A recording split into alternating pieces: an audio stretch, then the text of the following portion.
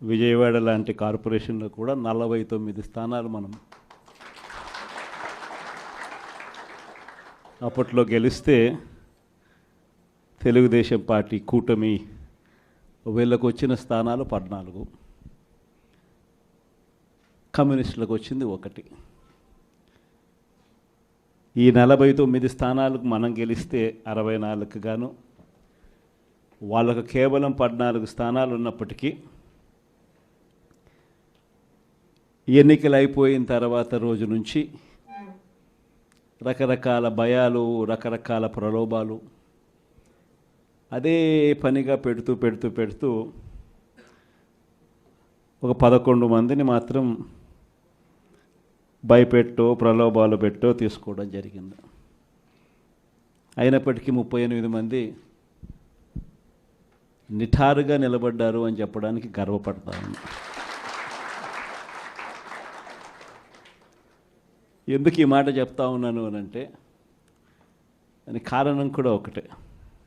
In fact ఏ corporation చూసుకున్నా, ఏ municipality చూసుకున్నా, రాష్ట్రంలో ఉన్న ఏ జెడ్పీటీసీ పరిధిలో ఉన్న ఏ మండలం తీసుకున్నా, అటు ఎంపీపీలైనా కానీ, అటు జెడ్పీటీసీలైనా కానీ, సర్పంచ్లైనా కూడా, ఏది తీసుకున్నా కూడా ఎన్నికలు అయిపోయిన తర్వాత 3 సంవత్సరాల తర్వాత లోకల్ బాడీ ఎన్నికలు జరిగితే అటువంటి ఎన్నికల్లో ఈ రకమైన రిజల్ట్స్తో రాష్ట్రమంతా క్లీన్ స్వీప్ చేసిన పరిస్థితి వైఎస్ఆర్సీపీ ప్రభుత్వం, మన ప్రభుత్వం.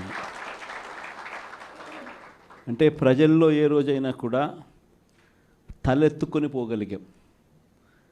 ప్రజలకు ఎన్నికల మేనిఫెస్టో అని చెప్పి ఏదైతే ఎన్నికల వేళ మనం ఏదైతే ఇచ్చామో, చూపించామో, ఏదైతే చూపించి మనం ఓట్లు అడిగామో, ఆ ఎన్నికల మేనిఫెస్టోలో 99% హామీలను నెరవేర్చి ప్రతి నెల ఏ పథకం అమలు చేస్తూ ఉన్నామో బడ్జెట్ ప్రవేశపెట్టే రోజే సంక్షేమానికి సంబంధించిన క్యాలెండర్ కూడా రిలీజ్ చేస్తూ, ఇదిగో ఈ నెల ఈ పథకం, ఇదిగో ఈ నెల ఈ పథకం, ఇదిగో ఈ నెల ఈ పథకం అంటూ క్రమం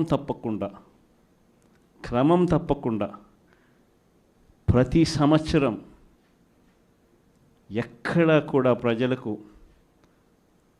నష్టం జరగకుండా, ఇబ్బందులు పడకుండా, క్రమం తప్పకుండా ఇచ్చిన ప్రభుత్వం ఏదైనా ఉంది అని అంటే అది దేశ చరిత్రలో ఒక వైఎస్ఆర్సీపీ ప్రభుత్వం మాత్రమే అని చెప్తాను. వైఎస్ఆర్సీపీ